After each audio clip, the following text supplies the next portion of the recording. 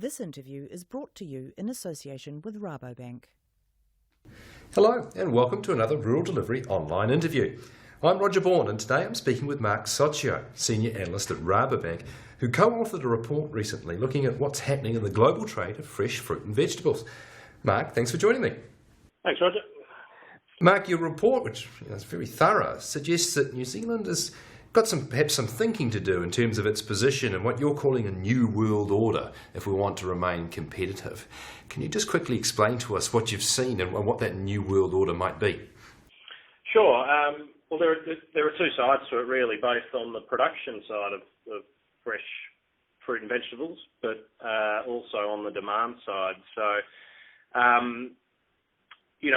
think we're used to who the major horticultural exporters are, and New Zealand's obviously one of those that's very well known for its fresh produce exports. And there have been up and coming nations in the past, such as Chile, who have in the past changed the world order of exporters. But what we're seeing now is countries, very accomplished and well-resourced countries coming up behind Chile and changing things up further. So the likes of Peru, Mexico, Morocco, those sorts of countries who are really making more and more of an impact in global trade.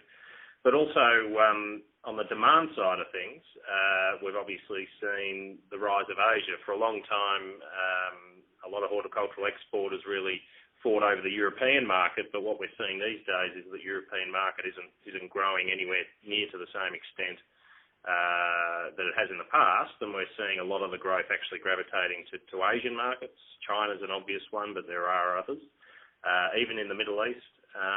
And then the US is also still a very attractive market, so that's a lot of what the report focuses on. When we talk about the market, my understanding was that in a broad sense, given global population change, that we're not actually seeing a huge volume growth, but the real growth is in value. Now, do I have the right sense there? No, that's absolutely right, and particularly in developed countries. So obviously New Zealand's a good example, even though it's a small market.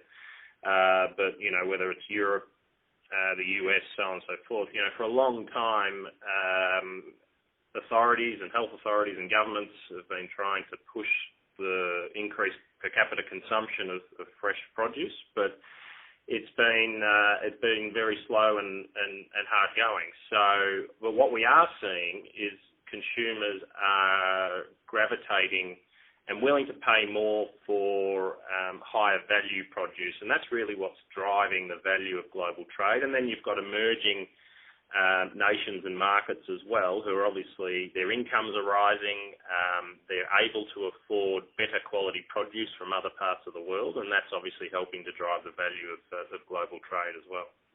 What about their palate? These new markets, New Zealanders know, for example, that the types of products they need to put into China are often very different from the ones they previously designed for Europe or the United States. How's the evolving world palate in terms of simply the variety or the style of fruit and vegetables they want to eat, and how closely does it match what New Zealand can offer? Yeah, it's an interesting point, and that's one of the reasons why we really wanted to flag how the demand profile of the global market is changing. We can't just naturally assume that Asian markets and Asian consumers want the same things that we're used to producing for other markets around the world. So, and what we find, and what our fresh produce exporters and producers are finding, is that Asian palates, and we see this in other products as well, in wine and so on and so forth, but certainly in fresh produce, they prefer a much sweeter product, and fortunately New Zealand's been very much at the forefront of developing new varieties. Apples are a good example, but even kiwi fruit, which are less tart, sweeter, which is very different to the European palate and what we're used to producing for that market. Many of the crops that I would perhaps envision could be growing in Mexico or in Morocco or even Chile, I don't necessarily see it being in apples and kiwi fruit type producing countries. Is that the case? And if so, are they growing the overall size of the global fruit bowl, or are they just potentially taking a chunk of ours and replacing it with other newer, different products? You have to work on a case by case basis here, and certainly apples hasn't been a huge focus for Mexico, Morocco, even Peru up until this point. But Chile is a significant producer of apples, and I think this is one of the things that one of the reasons we flag countries like Peru. They're very, very versatile horticultural producers, and they have the capability of producing a very diverse range of products. And while they might be focusing on other things right now, whether it's berries or citrus, avocados, so on and so forth, but I think it'll only be a matter of time until they really start to think about other things. And the question remains, kiwi fruit tends to like a particular environment and quite specific environment, but apples tend to grow in many parts of the world, and there's nothing to say that if they turn their mind to apples that they won't have an impact as well. There are some other perhaps smaller but still very significant players. We've got Vietnam and Thailand you've flagged up, right there in Asia, big producers getting better all the time. What should we, fear from them? Well, they're very particular examples, and Mexico kind of falls into this boat as well. I think Mexico benefits very much from being on the doorstep of the US and North American markets. So hence they're very significant fresh vegetable producers as well as fruit. Thailand and Vietnam are very much in a similar position where they have the broader Asian market, but in particular the Chinese market right on their doorstep. So fresh vegetables are very much a focus. But also tropical fruits are something that we see them exporting more and more to the Chinese and broader Asian market. And look, a lot of these countries we need to bear in mind still have a long way to go, but I think we can see just through what's happening in global trade that they're having more and more of an impact. If I was to summarise, and I am only summarising here, we're talking about new players, we're talking about diversification in the global palette, we're talking about more countries responding to that diversification and seeing an opening for products that perhaps they can specialise in. A lot of people chasing the higher value markets, which is just, what everyone would like to do. Everyone's got to turn a dollar. That sounds to me like a lot of people starting to think the way that New Zealand's thought the whole time about its horticulture sector. So it begs the question, what are the things that we should do to, if not react, let's not get carried away, but just to respond carefully and to be aware of these pressures? Is there a checklist you'd be expecting New Zealand to be going through? Yeah, look, absolutely.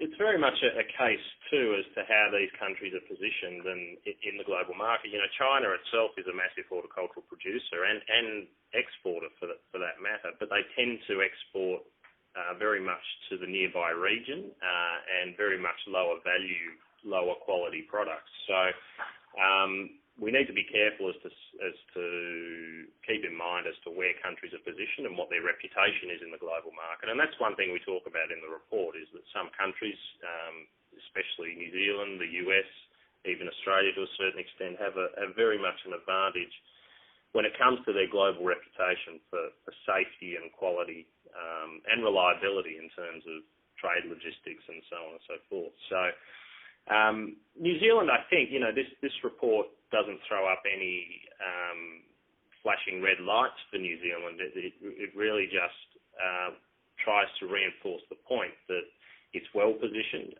but it needs to continue to make sure that the things it's doing, it needs to continue to do well and continue to invest in. And there are some other areas where you see the growth of other up-and-coming nations, and there are things that New Zealand can be doing to aid its own growth and reliability. So, absolutely, in terms of continuing to focus on the quality and efficiency with which New Zealand does things, but also investing behind marketing and the reputation of New Zealand products and continuing to guard and protect that and build that.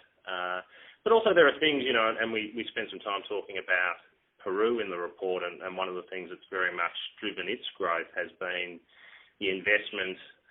Peru has massive water resources from the Andes Mountains.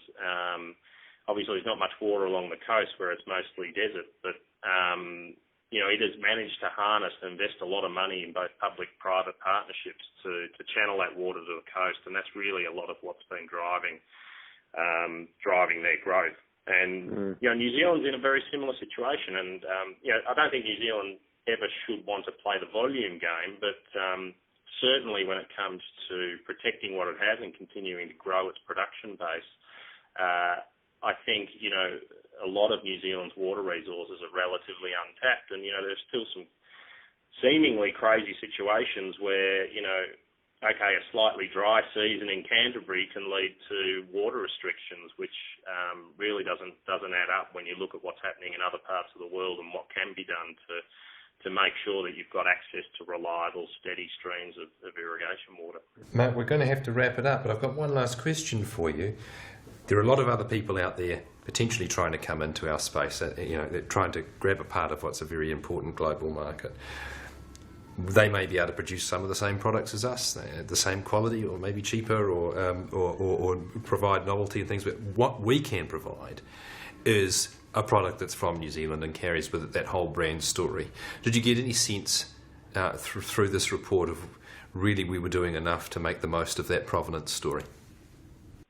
I think so, and I think you see how New Zealand is positioned in global markets and how it's perceived, and it's very much in an enviable position. And I think even Chile has been trying to nip at your heels for 30 years, and they still haven't been able to catch up. They've done a pretty good job, but I think this is the whole thing. You've always got to stay that step ahead and continue to invest behind that reputation.